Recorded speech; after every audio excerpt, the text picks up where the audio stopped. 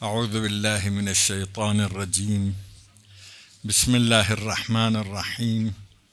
الحمد لله رب العالمين بارئ الخلائق أجمعين، والصلاة والسلام على أشرف الأنبياء والمرسلين خاتم النبيين سيدنا ومولانا أبي القاسم محمد.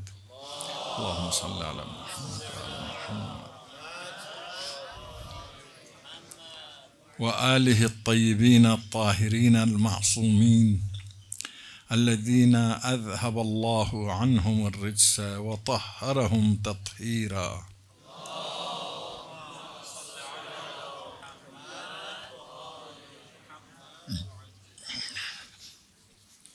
واللعن الدائم على أعدائهم من يوم عداوتهم إلى يوم الدين. أما بعد، فقد قال رسول الله صلى الله عليه وآله وسلم: إن لقتل الحسين حرارة في قلوب المؤمنين لا تبرد أبدا. ایک درود پڑھیے محمد و آل محمد.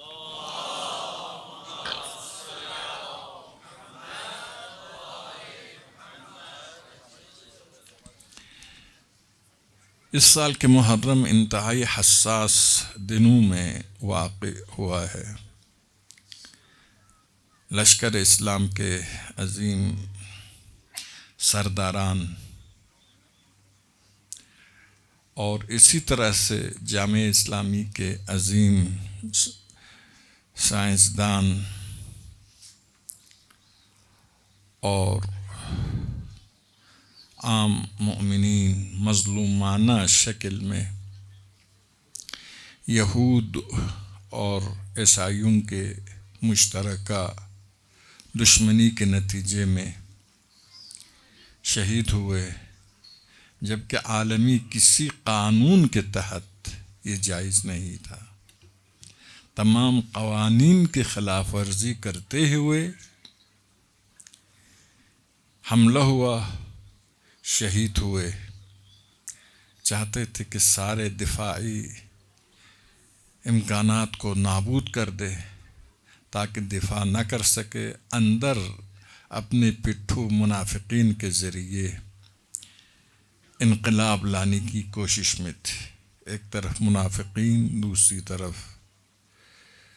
احمق اور بے خبر مفاد پرست، دنیا پرست لوگوں کو استعمال کرنا چاہتے تھے.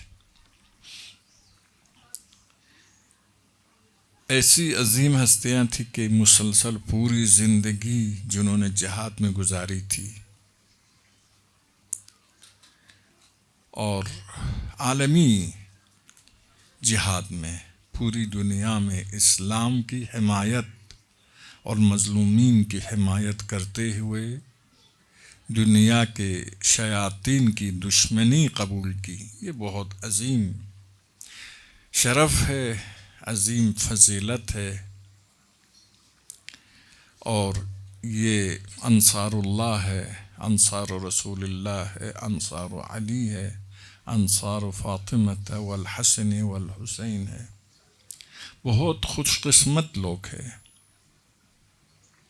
کم تعداد میں صحیح، لیکن پوری دنیا کو ہلا کر رکھ دیا ہے.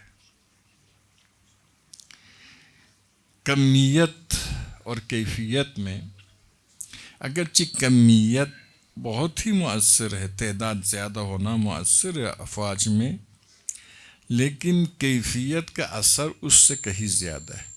1000 آدمی ہو بے غیرت، بے شعور، فاقد بصیرت، احساس مسئولیت سے محروم، 1000 ہو لیکن ایک بابصیرت ہو، وہ سب پر غالب آ جائے گا. یہ ایک حقیقت ہے، آپ دیکھ رہے ہیں. مردوں پر زندہ غالب آتا ہے، وہ مردہ ہے.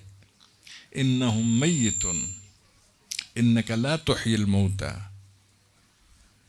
ولا انت مسمع ما فی القبور والموتى یبعثهم اللہ. یہ حالت ہے. تو یہ سخت ایام ہے. دشمن کی طاقت بہت زیادہ ہے. حل من مبارز کہہ رہے ہیں. کربلا میں بھی یہی مسلسل جملہ سننے میں آتا تھا دشمنوں کی طرف سے. یہاں پر بھی حملہ کرنے کی بات کر رہے ہیں. نائب حسین رہبر معظم انقلاب نے انتہائی دانشمندانہ، حکیمانہ، عالمانہ، عادلانہ، معنویت اور معرفت سے بھرپور موقف اپنایا ہے، اور تاریخ انبیاء اور جہاں تک تاریخ انبیاء میں اگر اشتباہ نہ کروں، تاریخ اسلام میں کم از کم رہبر معظم کی طرح اسلامی حکومت کے سربراہ کی مدت پوری کرنے والا کوئی اور شخصیت نہیں ہے.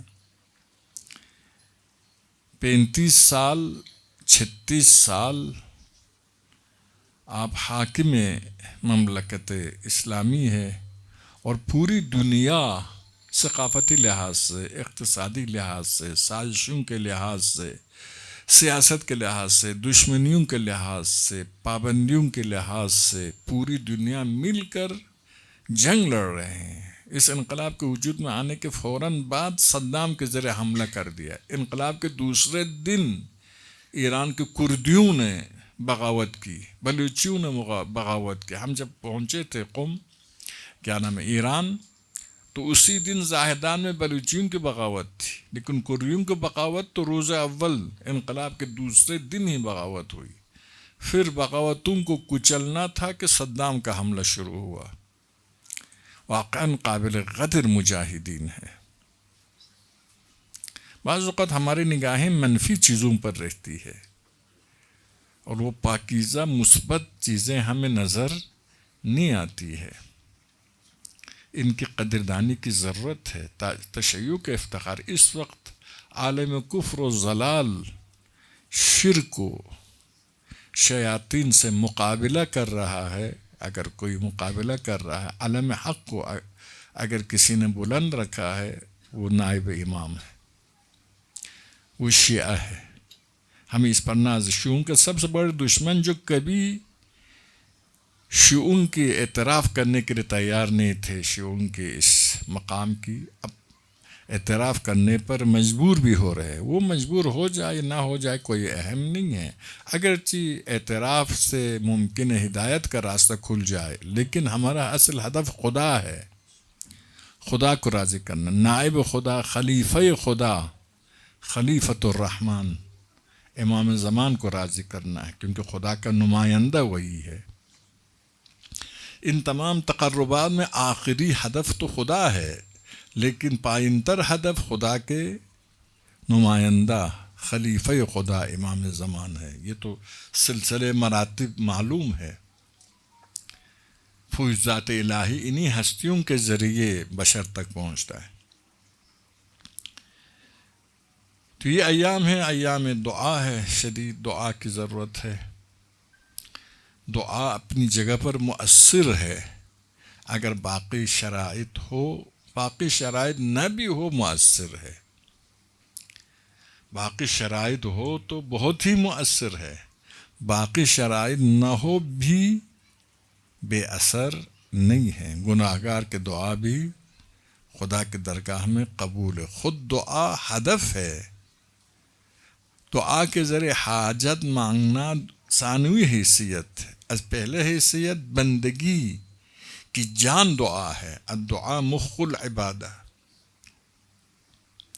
تو انشاءاللہ آپ سب یہ کام کر رہے ہیں. پاکیزہ افکار، پاکیزہ نیت، پاکیزہ جذبات، پاکیزہ احساسات، حسینی جذبات کے ساتھ آئے ہیں. یقیناً ہمیشہ خصوصاً محرم کے دنوں میں یہ احساسات زیادہ زندہ ہو جاتے ہیں، زیادہ فعال ہو جاتے ہیں، زیادہ مقدس ہو جاتے ہیں. بہرحال انشاءاللہ یہ انجام پا رہا ہے. پیغمبر خدا نے عرب معاشرے کو بحث کر رہے تھے، ہم کس طرح سے مسلمان منحرف ہوئے، تاکہ معاشروں کو منحرف ہونے سے بچا سکے. خود ایرانی معاشرہ منحرف ہونے میں اگرچہ عالم کفر کی طاقت بہت زیادہ ہے، لیکن اس میں کوئی شک نہیں ہے ہماری کوتاہیاں بہت. حوزہ قم حوزہ تبلیغ نہیں ہے، حوزہ نجف تو بہت دور.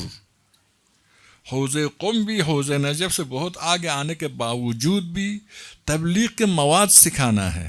ممبر پر جانے والا حاضرین کے فکر کو بنا سکے، اپنا ہم خیال بنا سکے، شبہات کو دور کر سکے، انگیزہ پیدا کر سکے، اسلامی تمام مواقف کو جہانی بنا سکے. یعنی حوزہ پہلا علمی ہونا پڑے گا، پھر تبلیغی ہونا پڑے گا. یعنی علمی ہونے کے لیے تحقیقات مسلسل جاری ہو، اور یہ دنیا کے سب سے علمی ترین حوزہ ہے دنیا تشیع اور تسنن دونوں کے درمیان، اس میں شک نہیں ہے. لیکن تبلیغی لحاظ سے صحیح کام نہیں ہو رہا ہے. طلباء کو تبلیغی مہارتیں، معارف بھی دے دے تبلیغ کے لیے، اور مہارتیں بھی دے دے، حکمت عملی بھی بیان کرے. تو یہ اس حوالے سے میں نہیں کہتا ہوں کچھ نہیں ہے، لیکن بہت کم ہے. پیغام انقلاب نے دنیا کو اسلام کی طرف متوجہ کیا، پھر سلفیوں نے فائدہ اٹھایا کیونکہ ہمارے مبلغ تیار نہیں تھے. دنیا اسلام کی طرف متوجہ ہوا، سلفیوں نے کہا اصل اسلام یہی ہے، اپنا اسلام پیش کیا، کیونکہ انہوں نے ان کے مدارس تبلیغی ہے، علمی نہیں ہے، دقیانوسی لوگ ہیں، خرافاتی لوگ ہیں، منجمد لوگ ہیں، لیکن تبلیغی ہے. اسی لیے کیا ہے، ایک زمانے میں آگے جو مسجد اعظم میں نماز پڑھاتے تھے آیت اللہ ہے، تو وہ بتا رہے تھے تقریر کے دوران کہ مدینہ یونیورسٹی سے ہی، یعنی یہ 30 سال پرانی بات ہے کہ انہوں نے کہا، اس نے کتنے سال پہلے سنا تھا یہ وہ اپنی جگہ پر، مدینہ یونیورسٹی سے ہی 10 لاکھ طالب علم فارغ ہوئے، ہر ایک نے ایک کتاب لکھی ہے. تو دنیا کو فکر دے سکتے ہیں. ٹھیک ہے وہابی عالم غیر معتبر چیزیں، جعلی چیزیں وغیرہ سب کچھ ہے، لیکن ایک عام آدمی سے اس عالم کی فکر زیادہ ہے نا، اس کو اپنا ہم نوا بنا سکتا ہے.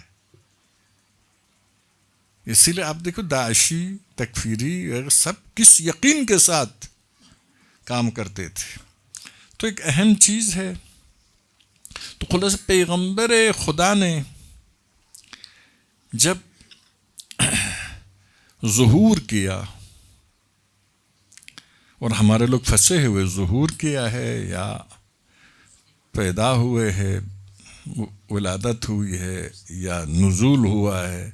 میں نے کسی واٹس ایپ میں آیا تھا، میں مذاق سے کہا کہ جب ظہور و ولادت میں گفتگو ہو رہی تھی تو میں نے کہا اب تو دونوں کی ضرورت نہیں، نزول کا مرحلہ ہے.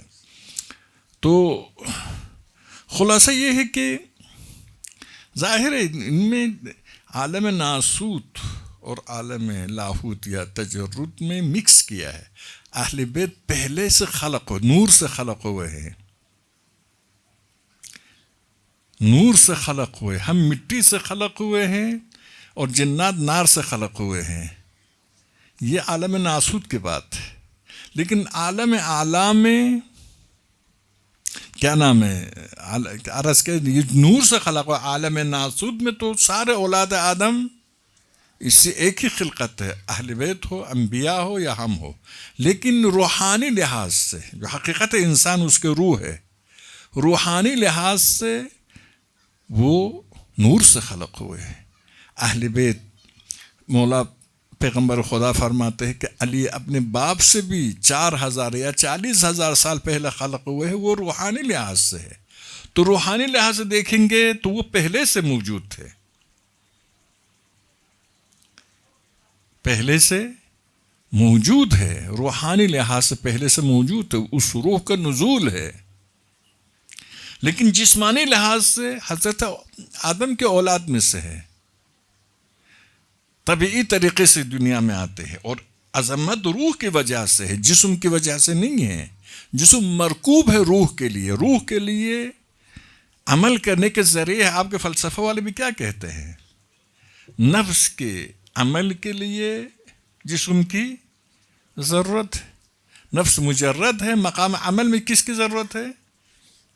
مادہ کی ضرورت ہے، جسم کی ضرورت ہے. اب یہ ہم فلسفے کے مقلد نہیں ہیں، میں اس کی بات نہیں کر رہا ہوں، یہ صرف مشابہت کے بنا پر کہہ رہا ہوں.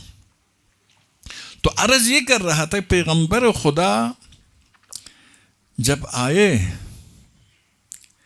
اور اعلان نبوت کیا تو آپ نے کیا کیا؟ سب سے پہلے عربوں کی حالت کیا تھی؟ آپ جانتے ہیں عربوں کی حالت کیا تھی؟ عرب پتھر کے خداؤں کی پوجا کرتے تھے.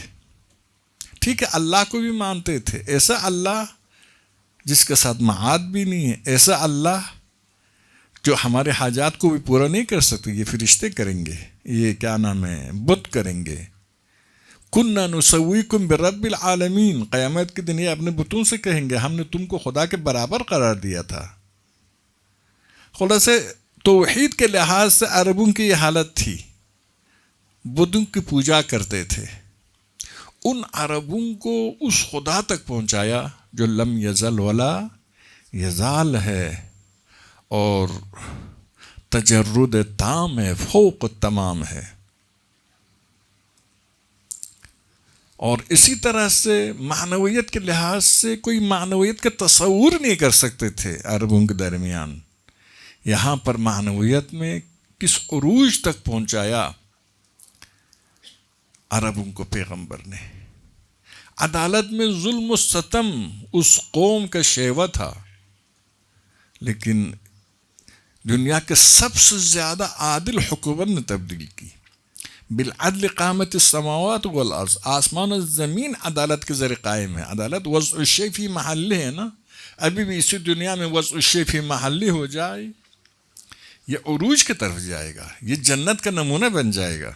بلکہ ہمارا حوزہ بھی وضع الشیء فی محلہ ہو جائے، عروج کی طرف جائے گا. وضع الشیء فی محلہ نہ ہونے کی وجہ کیا ہے؟ یا جہالت ہے، نہیں جانتے ہیں اس شے کا مقام کیا ہے، یا خودخواہی ہے، مفاد پرستی ہے، اس وجہ سے شے کو اپنے مقام نہیں دیتے. تو عدالت والا معاشرہ پیغمبر نے وجود میں لایا، اخوت کا معاشرہ وجود میں لایا. اخوت کی وجہ سے اتحاد بھی ہے، ایک دوسرے کو دیکھ کر خوش بھی ہوتے ہیں. پھر جب اخوت ہو، اتحاد ہو، نہ غیبت کی ضرورت ہے، نہ تہمت کی ضرورت ہے، نہ دشمنی کی ضرورت ہے، نہ خیانت کی ضرورت ہے. کوئی ایسی اخلاقی شاید 70% برائیاں موضوعاً منتفی ہو جاتا ہے اگر معاشرے میں اتحاد اور اخوت وجود میں آ جائے. اخلاقی کم از کم 70% برائیوں کے لیے کوئی موضوع رہتا ہی نہیں ہے. ایسا معاشرہ وجود میں لایا اخلاق کے لحاظ سے. اس تک جہاد بصیرت کے ساتھ، بصیرت معاشرہ. ہمارے معاشروں میں رہبر معظم انقلاب عرصہ دراز سے بصیرت پر تاکید کر رہے ہیں، لیکن اتنا مومنین سادہ لو ہے، آپ خود دیکھ رہے ہیں. وہاں پر مولا امیر المومنین کن لوگوں سے دو چار تھے؟ امیر شام نے قرآن نیزے پر بلند کے دھوکہ کھا گئے. ایسی بصیرت سے محروم لوگ تھے. جیتی ہوئی جنگ شکست میں تبدیل ہو گئی. اس وقت تک امیر شام خلیفہ کہنے کی جرأت نہیں کرتا تھا، اس کے بعد اپنے کو خلیفہ کہنے کا حق دے دیا کہ بھائی حکمیت میں مجھے یہ حق مل گیا ہے. تو بصیرت مولا فرماتے ہیں اصحاب پیغمبر کے بارے میں، اور امام زمانے کے اصحاب کے بارے میں بھی یہ روایت ہے، حملوا بصائرہم علی سیوفہم، بصیرت کے ساتھ جنگ لڑتے تھے. یہ اگر مجاہدین بابصیرت ہو تو پھر یہ پہلا مبلغ ہے اور اپنے تبلیغ کے لیے جہاد کرتے ہیں. لیکن بعد میں یہ حالت نہیں رہی. آپ جانتے ہیں فتوحات کا سلسلہ آیا، فتوحات خود ہدف بن گیا.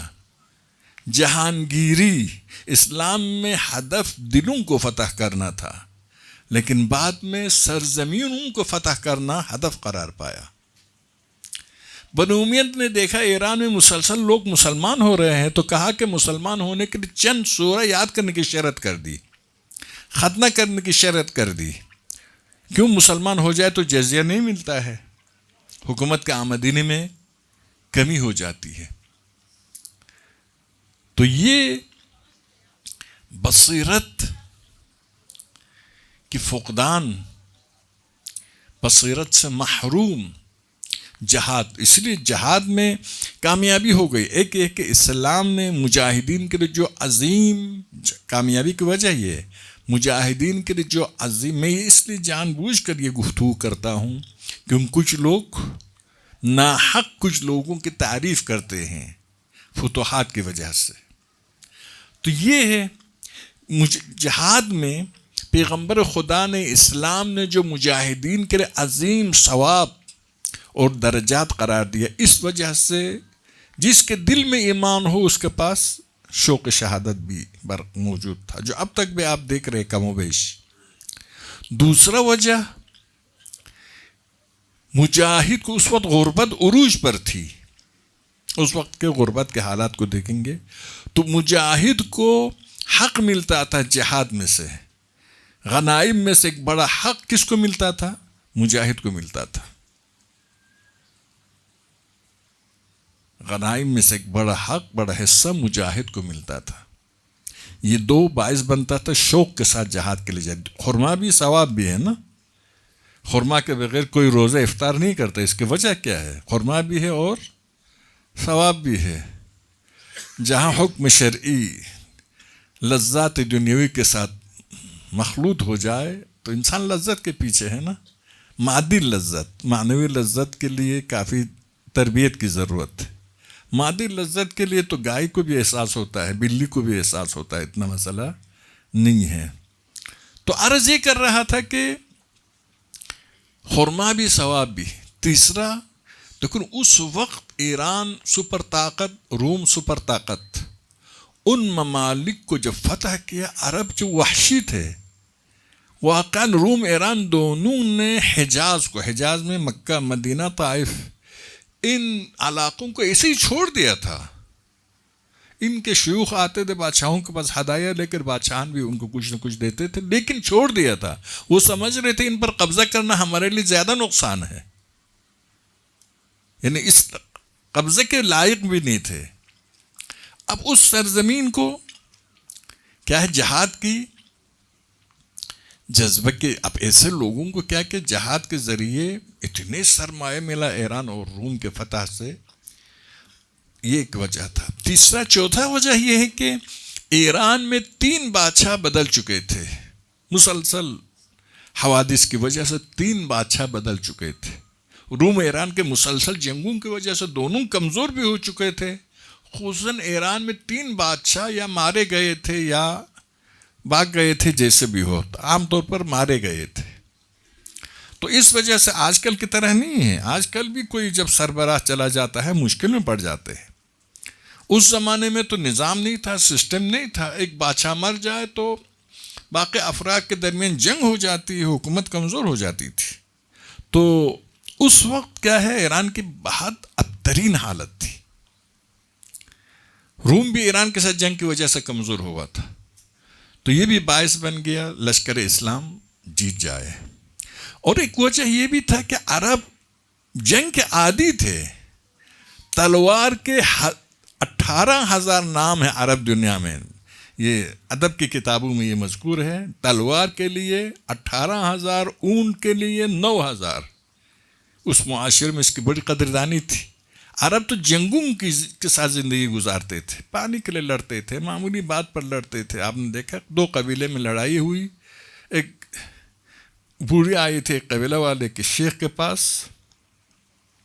مہمان، تو اس کا ایک گدھا تھا. تو گدھا گیا دوسرے قبیلے کے باغ میں جا کر کبوتر کے اندوں کو توڑا اور کھایا.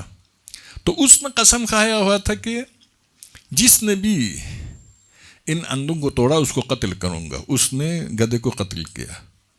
تو گدھے کے میزبان نے اس قتل کرنے والے شیخ قبیلے کو قتل کرے. اس طریقے سے 40 سال جنگ ہوئی. اتنی آسانی کے ساتھ جنگ ہوتی تھی دو قبیلے کے درمیان. البتہ جنگ ہونے کے معنی یہ نہیں، میں خود حیران تھا، بعض جنگیں تو 80 سال تک ہوتی تھی. اتنی آبادی کہاں ہے جنگیں لڑنے کے لیے؟ بعد میں پاکستان کے ہمارے پٹھان برادری سے سمجھ میں آیا جنگ کا مطلب یہ نہیں کہ محاذ پر جا کر کیا ہے آمنے سامنے ہو، ایسی بات نہیں ہے. موقع ملنے پر مارتے ہیں، موقع کے تلاش میں ہوتے ہیں. اکیلا مل جاتا ہے دوسرا قبیلے کا آدمی تو اس کو مار دیتے. یوں ہوتا ہے جنگ. عام طور پر ممکن ہے لشکر کشی نہ ہو. تو بہرحال یہ حالت تھی. اور پھر جنگ کے جب عادی ہو تو تھکتے نہیں ہیں. پھر یہ لوگ سفر کے عادی تھے، پانی کے تلاش میں پورا اس خشک صحرا میں گھومتے رہتے تھے. جنگوں میں تو سفر کرنا پڑتا ہے، سختیاں برداشت کے اس کے عادی ہی تھے. ابھی ہمارے پٹھان کیوں برداشت کرتے؟ ہمارے یہ صوبہ سرحد کے پٹھان اور افغانستان کے پٹھان اور یا کیا نام ہے یمن کے جوان کیوں برداشت کرتے؟ اس کی ایک اہم وجہ یہی ہے. ایک اہم وجہ کیا ہے؟ عادی ہے سخت زندگی کے، لڑائی کے عادی ہے، سخت زندگی کے عادی ہے، اسی لیے تھکتے نہیں ہیں. اپنی ثقافت کا ایک حصہ بن گیا ہے. جیسے کھیتی باڑی کرنے والے کھیتی باڑی سے نہیں تھکتے ہیں. آپ جائیں گے اپنے والد کو دیکھیں گے کس طرح سے کھیتی باڑی کرتے ہیں، آپ تھک جائیں گے، دیکھ کر تھک جائیں گے کیونکہ عادی نہیں ہے نا. تو یہ حالات ہیں. تو اس وجہ سے بھی یہ لوگ آسانی کے ساتھ جنگ لڑتے تھے. ایران والے روم والوں کے پاس یہ صلاحیت نہیں تھے، خوش گزرانی کے عادی بھی تھے. اور اس کے علاوہ روم اور ایران والے اپنے عوام پر ظلم کرتے تھے. اس وقت کی حاکمیت یہی تھی. اور مسلمان سپاہی اسلامی تعلیم کی وجہ سے، تربیت کی وجہ سے جن سرزمینوں کو فتح کرتے تھے ان پر ظلم نہیں کرتے تھے. لیکن خلفاء نے جو تحریف دی، اس تحریف میں اپنی خلافت کے لیے نقصان نہ ہو اس کو رہنے دیا. اگر ایسی چیز ہے اسلامی تعلیمات جو ان کی خلافت کے لیے مفید ہے تو اس کو رہنے دیے. یہ بھی ان کے خلافت کے فائدے میں تھا. تو مجاہدین جو اسلامی تعلیم اور تربیت کی وجہ سے عوام پر رحم کرتے تھے، اس کی وجہ سے روم کے علاقے کے لوگ بھی لشکر اسلام کے استقبال میں آئے، ایران والے بھی. البتہ روم کے کون سا علاقے ہے؟ سوریا اور وغیرہ تھے، مصر وغیرہ مکس تھے. یہ لوگ خود خالص رومی نہیں تھے، یعنی خالص رومی نہیں تھے. یورپین ہے نا روم، وہ تو نہیں تھے، لیکن ان کے مستعمرہ تھے. تو لشکر اسلام کا انہوں نے ویلکم کیا، استقبال کیا. اور ایران والے بھی یہی، اپنے حکمران ظلم کرتے تھے اور لشکر اسلام ظلم نہیں کرتے تھے. اس وجہ سے بھی فتوحات آسان تر ہو گیا. تو مختلف وجوہات کے بنا پر لشکر اسلام کے لیے سرزمینوں کو فتح کرنا، اور خصوصاً روم اور ایران مسلسل جنگوں کی وجہ سے انتہائی کمزور ہو چکا تھا. تو یہ جہاد، پیغمبر کی جہاد کیا تھی؟ بصیرت کے ساتھ جہاد تھی. یہاں صرف کشور گوشائی رہ گئی تھی. اسی لیے جب دولت کے دریا بہنے لگا عالم اسلام کی طرف تو بڑے صحابے بڑے سرمایہ داروں میں تبدیل ہو گئے.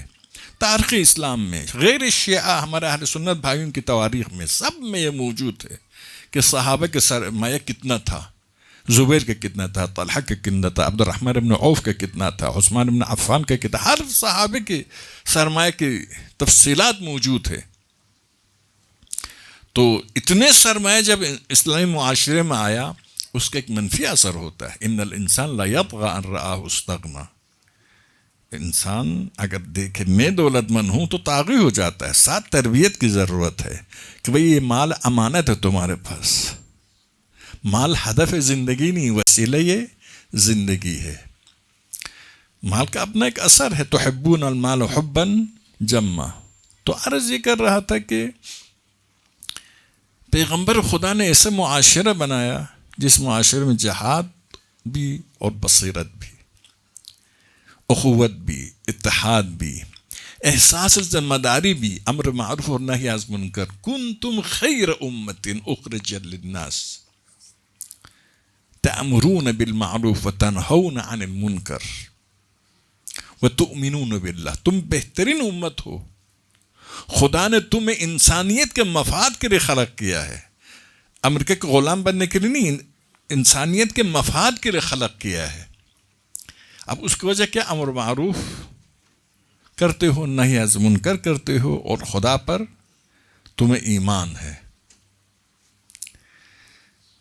خدا پر تمہیں ایمان ہے۔ جب امر معروف اور نہی از منکر ایمان کا نتیجہ ہے، امر معروف نہی از منکر صحیح معنوں میں کریں گے، آپ کا ایمان محفوظ رہے گا۔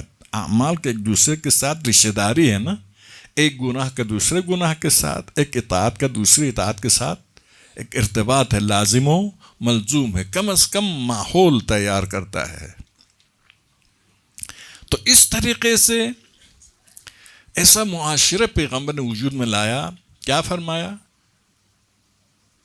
الیوم اکملت لکم دینکم واتممت علیکم نعمتی واتممت علیکم نعمتی ورضیت لکم الاسلام دینا۔ اسلام بطور دین کامل معرفت کے سرچشمے کے طور پر پیش کیا، ایک امت کو خیر امتن ہونے کا تمغہ دیا، دو تیسرا کیا ہے؟ حکومت معصوم، حکومت پیغمبر، یہ تین چیز تھی۔ ان تین چیز کے ذریعے امت کی یہ بہترین تربیت کی، اور پیغمبر کے بعد یعنی دیکھو کفر و شرک سے پیغمبر نے کہاں تک اس امت کو پہنچایا۔ 14 صدی گزرنے کے باوجود بھی ہماری بھی آرزو اور تمنا ہے کہ ہم اسی امت کی شکل میں دوبارہ چلے جائے۔ اسی امت کے کچھ لوگ سوء استفادہ کرتے اس چیز سے، کہتے ہم سلفی ہے، یعنی ہمارا مذہب وہی سلف صالح ہے۔ سلف صالح صرف ابن تیمیہ کی بات کیوں مانتے، کسی اور کی بات نہیں مانتے؟ قرآن و سنت کو بھی اس وقت مانیں گے جب ابن تیمیہ تائید کرے، ورنہ نہیں مانتے۔ تو عرض یہ کر رہا تھا کہ ایسی بنیاد ڈالی، لیکن یہ بعد میں باقی نہیں رہا، کیونکہ اس بنیاد کی وجہ کیا تھا؟ معرفت کامل اور حاکم صالح، معرفت کامل اور حاکم صالح کے سائے میں امت کی تربیت کرنی تھی، لیکن بعد میں حکومت ناصالح لوگوں کے ہاتھ میں آیا، الناس علی دین ملوکہم۔ اسی بنا پر علمی لحاظ سے وہ حالت باقی نہیں رہی۔ آپ دیکھ رہے ہیں کہ خود حکومت تم نے جس کی ذمہ داری تھی کہ دین اسلام کی تعلیمات کی حفاظت کرے، خود نے حدیث پیغمبر پر پابندی لگائی، جس کی ذمہ داری حفظ سنت ہے اسی نے پابندی لگائی، حسبنا کتاب اللہ کا نعرہ بلند کیا۔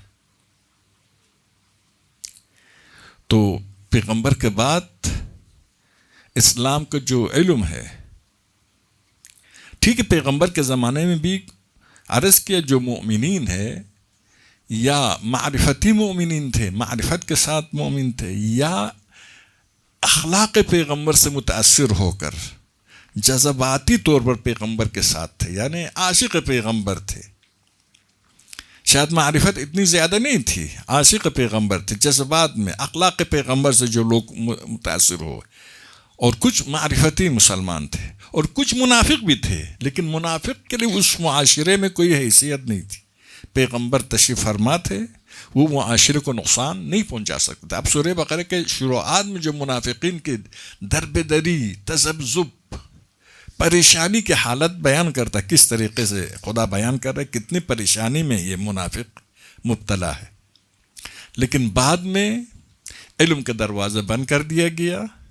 جو عاشق رسول تھے جذبات کی وجہ سے، معرفت کی وجہ سے نہیں ہے، معشوق جب پردہ غیب میں چلا گیا خود بخود ٹھنڈے پڑ جاتے، مفادات کے پیچھے لگ گئے، اور منافقین اقتدار پر آئے یا اقتدار و علوم کے دستراز بن گئے۔ تو اس طریقے سے اسلامی معاشرہ کفر معاشرے سے، کافرانہ معاشرے سے اسلامی معاشرے میں امت خیر امت، دین کامل، اور حکومت معصومہ۔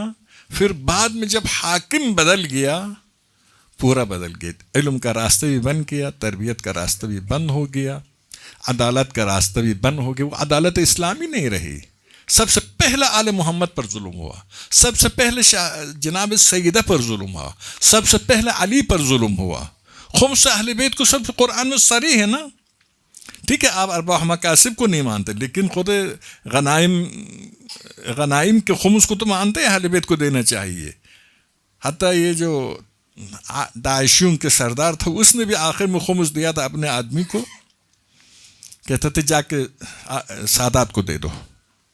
تو خلاصہ بنی ہاشم کو دے دو۔ تو خلاصہ یہ ہے کہ یہ سارے احکام اسلام متروک ہو گئے، عدالت اسلام ختم ہو گئی۔ عدالت اسلام کس حد تک ختم ہو گئی آپ کو پتہ ہے؟ پیسہ، مثلا عباس بہت بڑے سرمایہ تھے، سرمایہ دار تھے، پیغمبر نے جب ربا کو حرام قرار دیا سب سے پہلے فرمایا اسی ممبر پر، میں عباس نے اب تک جتنے ربا کے مال دیا سب کو بند کرتا ہوں، ختم کرتا ہوں۔ بہت بڑا سرمایہ دار تھا۔ جنگ بدر کے خرچے اٹھانے والوں میں سے ایک عباس تھے، یعنی جنگ بدر کے مشرکین کی طرف سے خرچے اٹھانے والوں میں سے ایک عباس تھے، کیونکہ ان کی طرف سے آیا تھا۔ تو عباس کو 12,000 دیتا تھا، ایک سپاہی کو 3,000 دیتا تھا جو جان ہتھیلی پر رکھ کر جنگ لڑتا تھا۔ عباس مدینے میں بیٹھ کر آرام کرتے تھے۔ دیکھ، مصری سپاہی حجازی سپاہی کے تنخواہ میں فرق تھا، اوس و خزرج کے تنخواہ میں فرق تھا، شمال جزیرۃ العرب جو حجاز جنوب جو یمن ان کے تنخواہ میں فرق تھا، اور قریش میں بنی ہاشم اور باقی میں فرق تھا۔ بنی ہاشم کو زیادہ دیتا تھا۔ اس کے بعد آپ دیکھیں جب حکومت کے باری آئی بنی ہاشم کے کسی کو، حتیٰ ابن عباس جیسی شخصیت کو بھی حکومت نہیں دی، کیونکہ بنی ہاشم کو حکومت دیتے تو وہی شہر علی والے ہو جاتے۔ بھولے سے جناب عمار 1.5 سال کوفہ میں رہ گئے، کوفہ ہمیشہ کے لیے علوی شہر بن گیا۔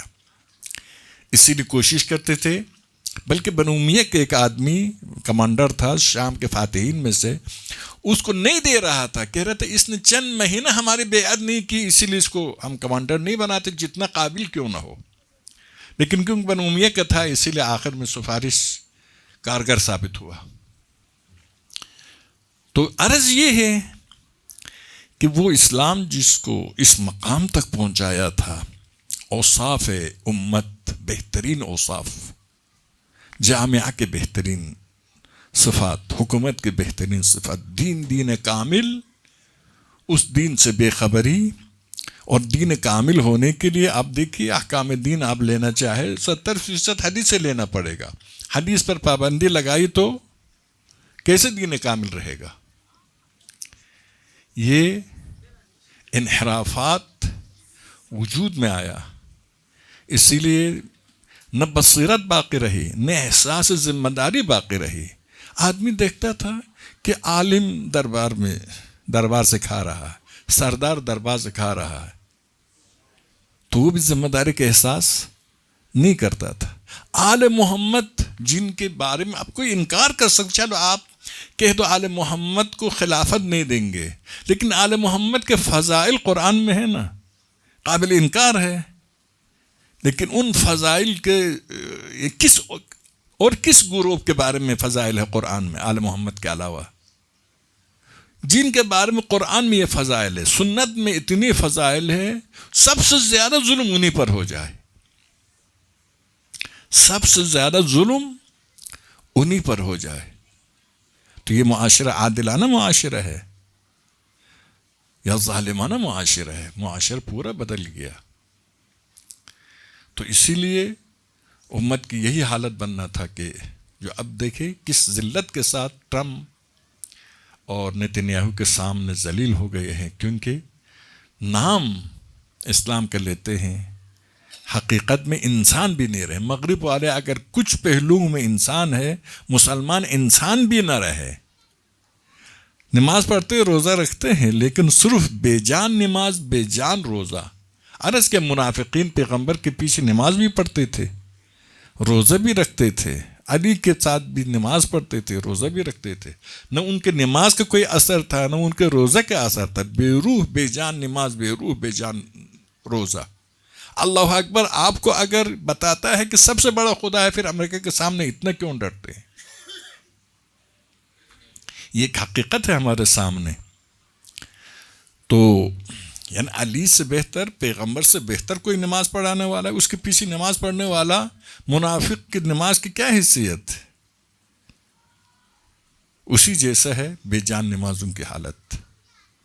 تنہا عن الفحشاء والمنکر نہیں ہے، اقم الصلاۃ لذکری نہیں ہے. یاد خدا ہو تو ظاہر ہے انسان انتہائی مطمئن ہو جاتا ہے. الا بذکر اللہ تطمئن القلوب. ایک درود پڑھے محمد آل محمد.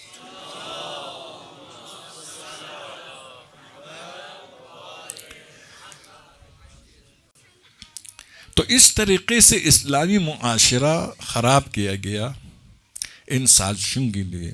خراب ہونا آسان تر ہے بنانے سے. شہید مطہری بہت خوبصورت مثال دیتے ہیں.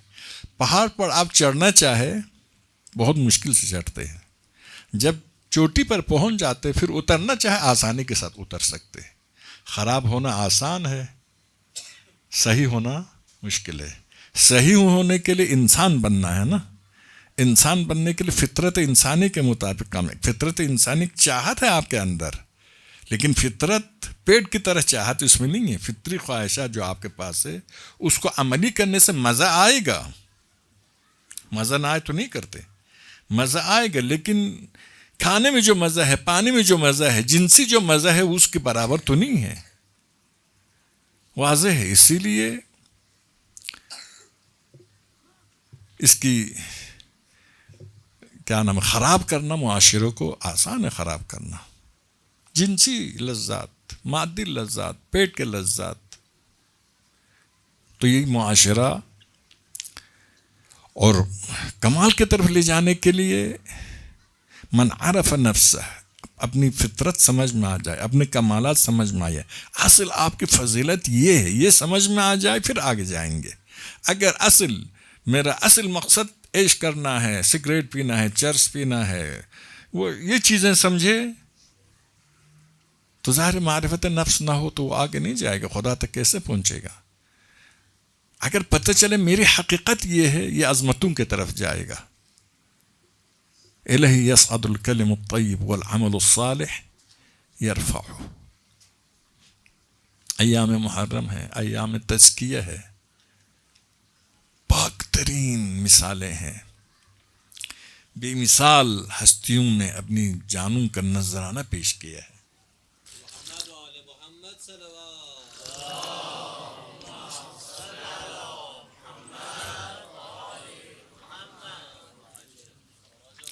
خدا کے شکر آپ حوضہ قم میں رہتے ہیں. یہی گنبد پر جب آپ کی نگاہ پڑتی ہے، ہمارے حوضات عام طور پر مقامات مقدسہ میں بنے، اس کی وجہ ہے یہی ایک ہے. سوچ سمجھ کے نہیں بنایا، خود بن گئے. فطری طور پر آتے تھے زیارت کے لیے، پھر رہتے تھے، اور روزانہ ایک درس اخلاق ہوتا تھا. نگاہ پڑتی تھی گنبد پر، یہ ایک درس اخلاق تھا. جو یہاں پر مدفون ہے اس کی زندگی کیسی ہے، اس کا اہداف کیا ہے، اس کا مقامات کیا ہے. واقعاً ہر نگاہ درس اخلاق، عملی اخلاق. اور سعادت مند ہیں آپ. لیکن ظاہر نعمت کی قدر جاننے کی ضرورت ہے، اور اس قدر کے مطابق استفادہ کرنے کی ضرورت ہے. یہ ایک اہم چیز ہے. گھر میں بچے ہو اور جواہرات ہو، ممکن ہے بھوکے مر جائے. جواہرات کو چن کے نہیں جانتا ہے، ان سے فائدہ نہیں اٹھا سکتا ہے. امام خمینی فرمایا کرتے تھے کہ بھئی آپ صرف حیض و نفاس کے مسائل حل نہ کرو. آپ کے پاس مرجعیت ہے. مرجعیت یعنی ایک مومن کی تمام زندگی کے اختیارات آپ کے ہاتھ میں. تنہا ایک آدمی خلوت میں خود ہو، ایسا کام کرنا چاہے جو بیوی کو پتہ نہ چلے، ماں کو پتہ نہ چلے، باپ کو پتہ نہ چلے، لیکن مجتہد کے فتویٰ کے مطابق کام کرتا ہے. بیوی کے ساتھ ہو تبھی مجتہد کے فتویٰ کے مطابق. ناصر الدین شاہ ایران کا بہت طاقتور بادشاہ تھا، 50 سال حکومت کی ہے. اس نے جب تمباکو کا مسئلہ پیش آیا، بیوی نے اس کے ہاتھ سے چھین لیا چلم کو. چلم بلتی ہے ظاہراً اردو میں، حقہ کو اس کے ہاتھ سے چھین لیا. کہا کیوں کیا کرتی ہو؟ کہا کہ جس نے مجھ کو تجھ پر حلال کیا اسی نے تمباکو کو حرام کیا ہے. یہ طاقت ہے. اب امام خمینی نے اسی طاقت قدر جان لیا نا، پہچان لیا میرے پاس کیا طاقت، تشیع میرے پاس کیا ہے، تشیع کی طاقت ہے، یہ مذہب کی طاقت ہے. اس نعمت سے فائدہ اٹھایا اور انقلاب کو کامیاب بنایا. نعمتوں کی قدر جانے تو انسان ترقی کر سکتا ہے. اور روزمرگی سے نکلنا پڑے گا، مادیات سے بالاتر ہونا پڑے گا، مادیات کو وسیلہ زندگی سمجھنا پڑے گا، مقصد زندگی معین کرنا پڑے گا. مقصد زندگی بھی آپ جانتے ہیں درجے بے درجے معین ہوتا ہے. پہلی کلاس آپ کا مقصد عالم بننا ہے تو پہلی کلاس میں پہلے سال کے امتحان کے لیے تیاری کریں، دوسری کلاس میں دوسرے سال کے لیے. یہ مراحل طے کر کے منزل، لیکن منزل معین ہو، آخری منزل. کربلا والوں نے اپنا منزل معین کیا تھا. سعادت مند ترین انسان روئے زمین پر کربلا والے تھے. حسین نے یہی فرمایا نا، میرے اصحاب کی طرح اصحاب نہ میرے نانا کو ملے، نہ میرے والد کو ملے، نہ میرے بھائی کو ملے. یہ حسین ابن علی فخر کرتے ہیں. رہبر معظم فرماتے ہیں غدیر میں 70,000 تھے، 1,00,000 تھے، لیکن اتنے مخلص نہیں تھے، اسی لیے غدیر کے پیغام آگے نہیں جا سکا. لیکن کربلا میں 72 تھے، پیغام حسینی کو ابدی بنایا ان 72 نے، مخلصین ہونے کی وجہ سے. کربلا ہر شیعہ کے دل میں آباد ہے، ہر شیعہ کے دل میں آباد. ہمارے لوگ کہتے ہیں عزا خانہ، عزا خانہ میں عزاداری میں کیا ہے؟ غم حسین ہے. لیکن حسین نے غم کس لیے اٹھایا؟ اپنے مقصد کے لیے اٹھایا. تو عزا خانے میں غم حسین، مقصد حسین دونوں ہوتا ہے.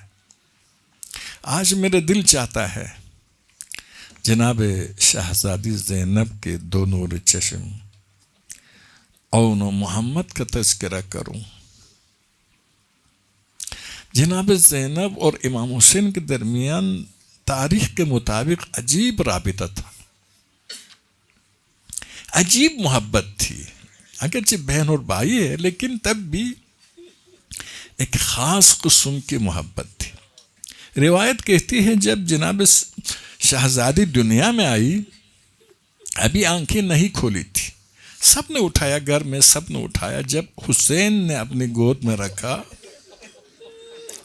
تو زینب نے آنکھیں کھولی، گویا پہلی زیارت حسین کی زیارت ہوئی.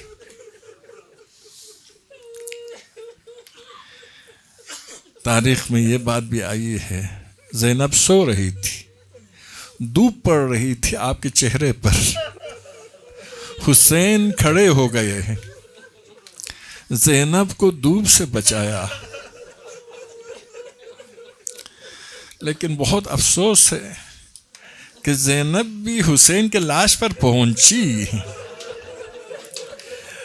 لیکن حسین کے لاش کو دھوپ سے نہ بچا سکی. دشمن تازیانہ لے کر آ گئے. جب شہزادی کی شادی کا انتظام ہوا تو شرط یہی کی گئی کہ زینب اگر اپنے بھائی حسین کے ساتھ سفر پہ جانا چاہے تمہیں اجازت دینا پڑے گا. عبداللہ بن جعفر نے قبول کیا، شادی ہو گئی. پاکیزہ ہستی ہے، بہترین شادی کی زندگی گزر رہی ہے، اولاد کی تربیت ہو رہی ہے، معاشرے میں اپنی ذمہ داریاں انجام دے رہی ہے. ایک موقع ایسا آیا کہ حسین کربلا کی طرف جانے لگے. زینب آیا، عبداللہ مجھے بھی جانا. عبداللہ کیسے روک سکتے تھے؟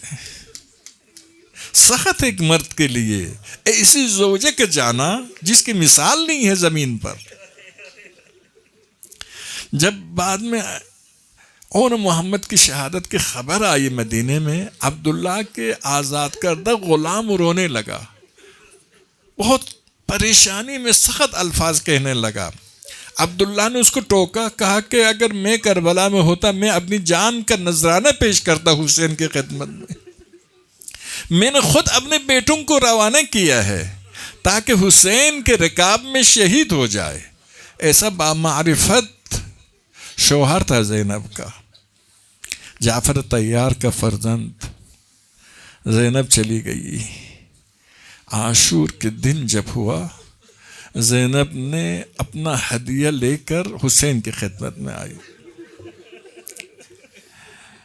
بیٹوں کو نیا کپڑا پہنایا، نیا کپڑا پہنایا، ان کے سر و صورت کو صاف کیا، گویا ان کو شادی کے لیے تیار کر رہی تھی.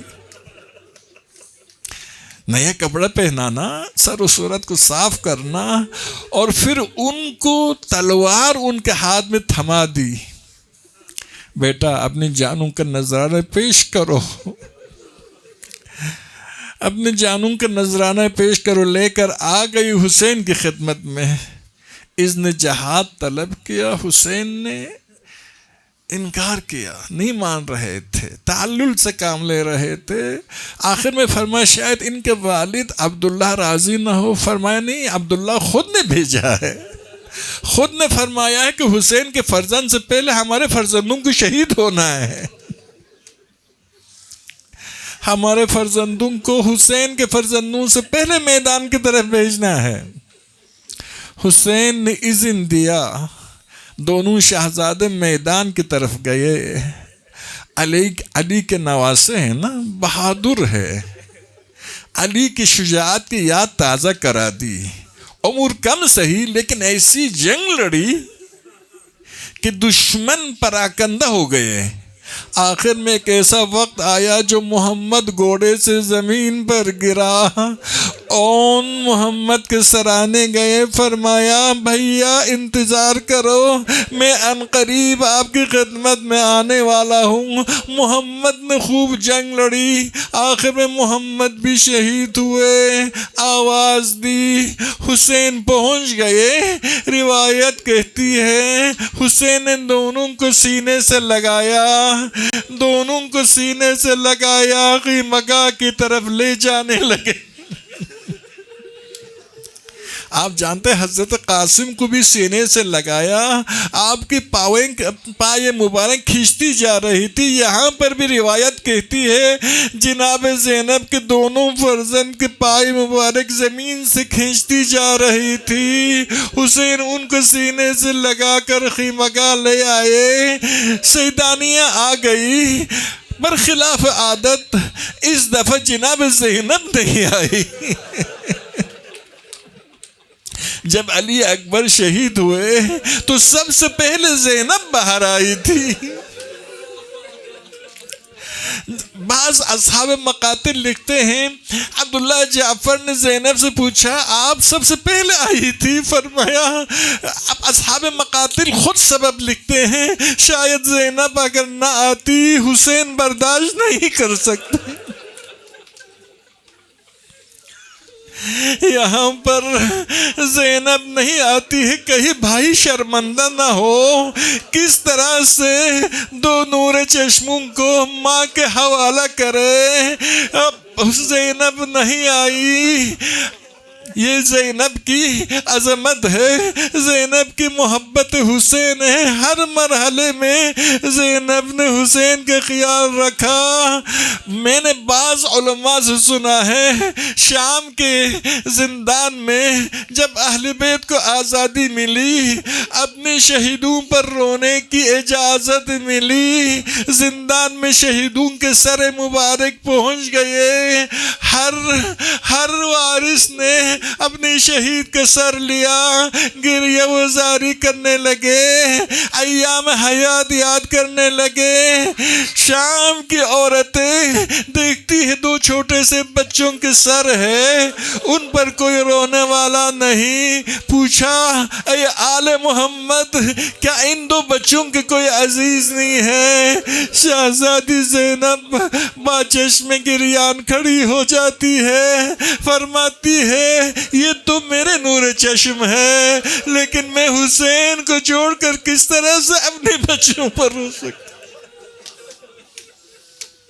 الا لعنت اللہ علی القوم الظالمین وسیعلم الذین ظلموا ای منقلب ینقلبون۔ خدایا تیری عظمت کا واسطہ، محمد و آل محمد کا واسطہ، خدایا ہمارے شہداء کو خصوصاً ان دنوں میں جو راہ اہل بیت، راہ اسلام میں سرداران، دانشوران شہید ہوئے ہیں، غریب مظلوم شیعہ شہید ہوئے ہیں، خدایا ان سب کو محمد و آل محمد کے ساتھ محشور فرما، ان کی وارثین کو صبر جمیل عطا فرما۔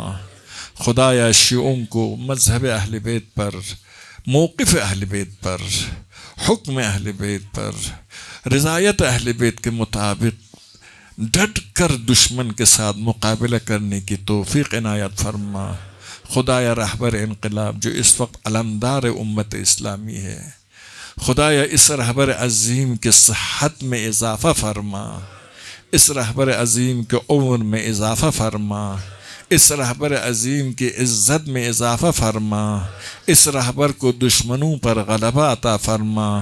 خدائے نظام جمہوری اسلامی ایران کو اپنے الہی اہداف میں کامیابی عطا فرما۔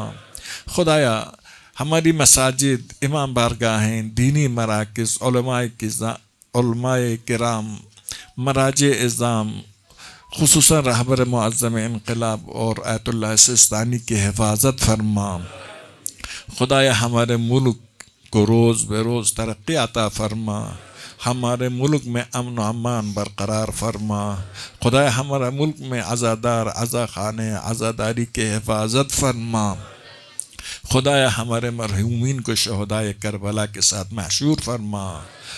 غم محمد و آل محمد کے علاوہ کسی اور غم میں ہمیں گرفتار نہ فرما۔ امام کے ظہور میں تعجیل فرما۔